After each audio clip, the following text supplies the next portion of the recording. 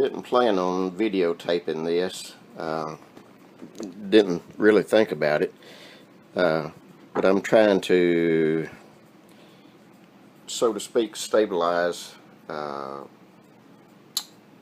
First attempt at stabilizing a Kuksa, so to speak, with tongue oil to get deeper penetration. Hopefully, let me see if I can zoom in here. Not zoom, but get closer. Hopefully you can see those air bubbles rising.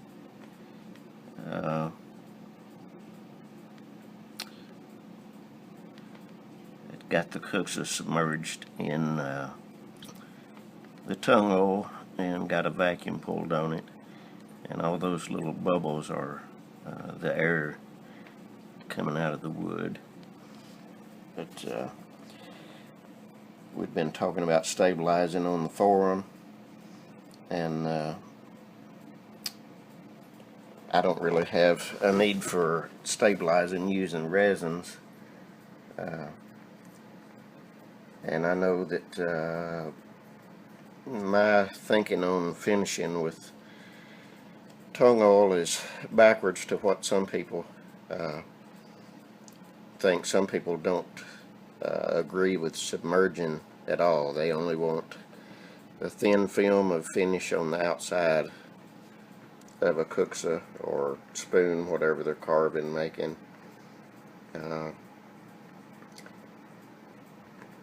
But my theory is that I want as much protection as possible, and I really don't care if it takes it a long time to dry. If I can get more protection in that wood, protect it from ever leaking and protect the wood from ever deteriorating, then that's what I want. So I do submerge mine, and again, I know that's contrary to what some people say you should do, but I guess I should say I disagree with that theory. My theory is the more protection the better, and out of all the Kuksas that I've sold, I hadn't had one come back yet cracked or leaking in any way. So, and that's not to say that I won't ever, because wood's a natural product, and it can certainly expand and contract, and I may have one. May get a note tomorrow from where one has cracked. But I just thought this was really cool. This first experiment, first time I've ever pulled a vacuum on anything, finishing it like this.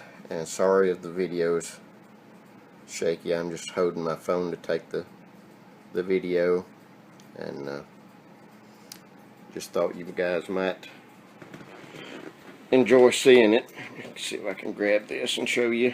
I just used a Mighty Vac pump, trying to keep that above the top of that. Sorry for the crappy video, guys. That's just a Mighty Vac hand vacuum pump that I'm using, and the container came from Walmart. It's a 1 gallon container, and if you can see it in the video, I threaded and tapped a 1/4 inch MPT hose barb fitting into the top of it to hook the hose to. And this container came with a silicone seal already on it, so I didn't have to make a seal or anything. All I did was drill the top of it, and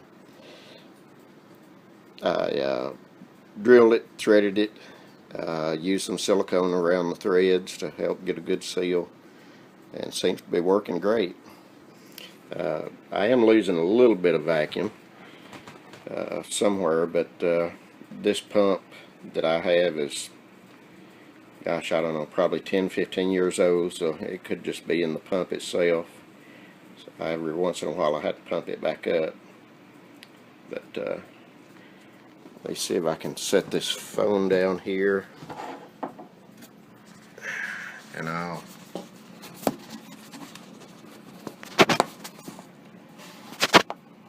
set that right there for a second. I'll pump it back up, see if we get some more air bubbles coming up, because I'm losing some vacuum. But I've got a flashlight shining on it, trying to get it to where we can see the air bubbles rising. Again, sorry for the poor quality. It's kind of a last minute thing here. I thought some of you might enjoy seeing it, so I just grabbed my cell phone and started videotaping.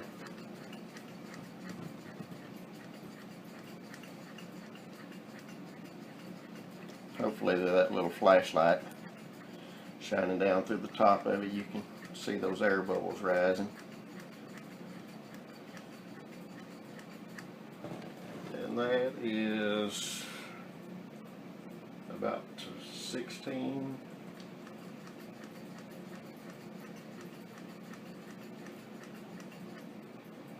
I'm afraid to put too much on it because I don't trust that container not to implode. Never having pulled a vacuum on it before, and it's not a very thick water container. There we go.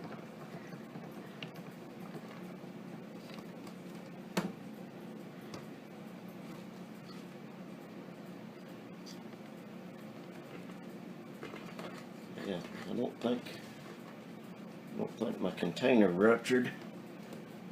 I think I just accidentally hit my pressure release.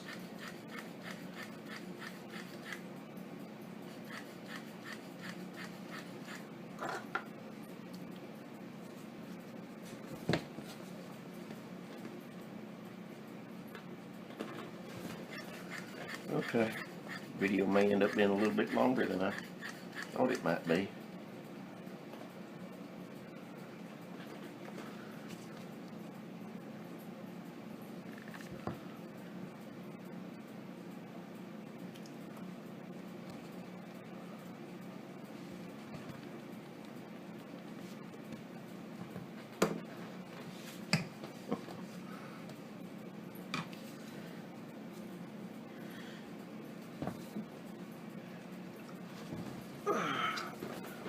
I'm not sure exactly what happened, guys.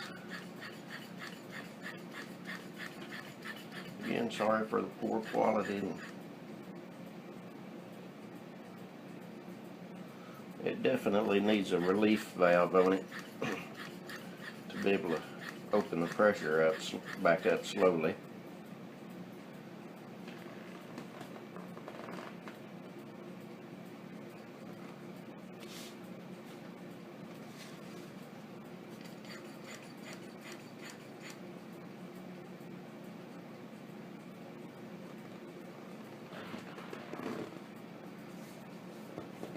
Okay, I'm gonna kill the video there. I see big bubbles coming up on the other side. Let's see if I can get that.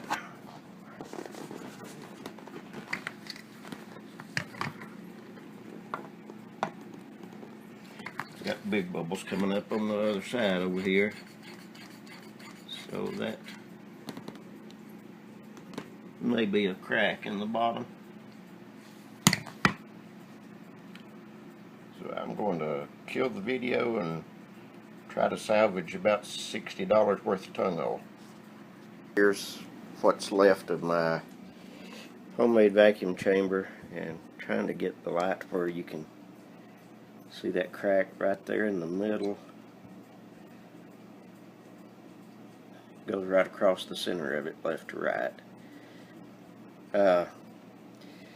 The measurement they use for a vacuum is inches of mercury, and there, that's showing up pretty good right there. Inches of mercury, and according to my gauge, if it's right, At 15, it was doing just fine, and if I had left well enough alone and stayed at 15, I think the container would have been okay. But me, as usual, I had to push it to its limit, and I was watching the vacuum gauge, and it imploded, opposite of exploded, I guess, at about somewhere between 18 to 20 inches of mercury. So if you want to be stupid like me and try it with one of these from Walmart, these will implode at 18 inches of mercury or less. So if you want to get into stabilizing wood or vacuuming anything, I'd recommend getting a proper container to do so in. Learn from Tim. Thought I'd share my mistake and my attempt and fail at vacuum. I guess vacuum finishing is not really stabilizing, but I guess we'll say vacuum finishing. Anyway, again, sorry for the crappy video. It was just grabbed the phone up at the last minute to try to show this, and sorry for the shakiness. I was laying in the floor trying to film it, and just with my cell phone. So but anyway, thanks everybody for watching.